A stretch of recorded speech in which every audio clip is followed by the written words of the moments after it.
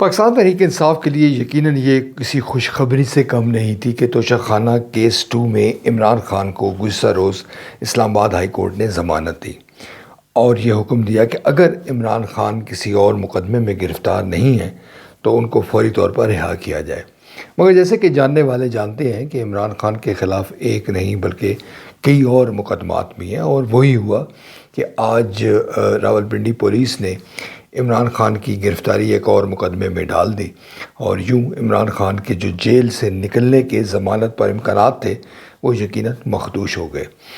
دوسری طرف جو 24 نومبر کی پاکستان تحریک انصاف کی جو کال ہے اس پر تحریک انصاف اب تک بضد ہے کہ وہ ایک بڑا احتجاج کرے گی، اور اس نے اپنے کارکنوں کو بھی یہ کہا ہے کہ عمران خان کی رہائی تک یہ احتجاج جاری رہے گا، یہ دھرنا بھی ہو سکتا ہے۔ پھر پاکستان تحریک انصاف کے جو مطالبات ہیں وہ بھی بہت بڑے ہیں، جن کے قبول ہونے کے یا جن پر عمل کرنے کے امکانات ابھی تک تو مخدوش ہمیں نظر آتے ہیں۔ مثلا کہ 26ویں آئینی ترمیم کے حوالے سے ان کا مقدمہ ہے، ان کا موقف ہے کہ اس میں جو مختلف شقیں ہیں ان کو ختم کیا جائے، جو ان کا 8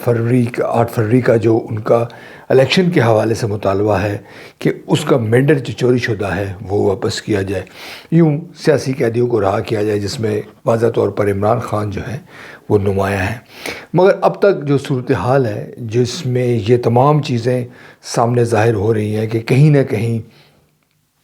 پاکستان تحریک انصاف اور اسٹیبلشمنٹ کے درمیان مذاکرات ہو رہے ہیں۔ جو سینیٹر فیصل واڈا ہیں جن کے متعلق امپریشن یہ ہے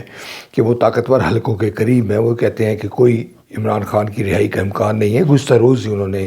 ٹی وی چینلز پر یہ کہا تھا، اور پھر یہ بھی کہا تھا کہ پاکستان تحریک انصاف کی جو مشکلات ہیں وہ آنے والے دنوں میں وہ یقینی طور پر بڑھ رہی ہیں۔ اب سوال جو ہے وہ یہ ہے کہ کیا تحریک انصاف اس تمام صورتحال میں، جب دفعہ 144 نافذ ہے،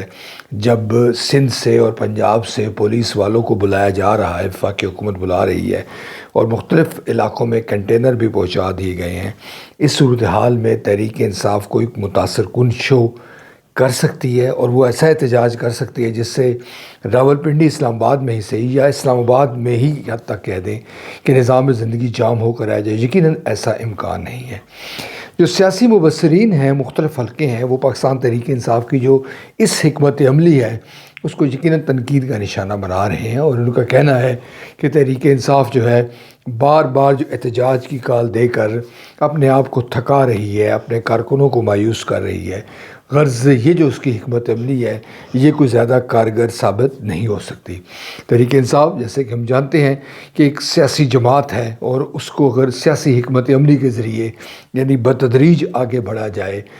تو وہ زیادہ بہتر ہوگا۔ کہنے کا جو مقصد ہے واضح طور پر لوگوں کا کہ پی ٹی آئی کی یہ جو اسٹریٹجی ہے کہ جناب بار بار اسلام آباد میں احتجاج کیا جائے، اور جیسے کہ آپ لوگ جانتے ہیں کہ علی امین گنڈا پور جو وزیر اعلیٰ خیبر پختونخوا ہیں، انہوں نے گزشتہ روز جو احتجاج میں جو غائب ہو گئے تھے اور پاکستان تحریک انصاف کی جو نمایاں قیادت تھی وہ بھی سامنے نہیں آئی تھی، تو اس سے یقینی طور پر لوگوں میں مایوسی پیدا ہوئی ہے۔ عمران خان موجود نہیں ہیں، بشریٰ بی بی ان کی جو اہلیہ ہیں وہ اب آگے بڑھ کر معاملات کو سنبھال رہی ہیں، مگر بشریٰ بی بی کا جو سیاسی تجربہ ہے یا ان کی جو سیاسی سمجھ بوجھ ہے وہ شاید ہمیں اتنی متاثر کن نظر نہیں آتی۔ یوں ایسا لگتا ہے، یہ بات بڑا حد تک بات درست ہمیں نظر آتی ہے کہ تحریک انصاف اب ایک جال میں پھنستی جا رہی ہے اور وہ ٹریپ ہو رہی ہے، اور وہ لوگ اپنے جو کارکن ہیں، اپنے جو لوگ ہیں ان کو جو ہے وہ مایوس کر رہی ہے اور ان میں فرسٹریشن بڑھ رہی ہے۔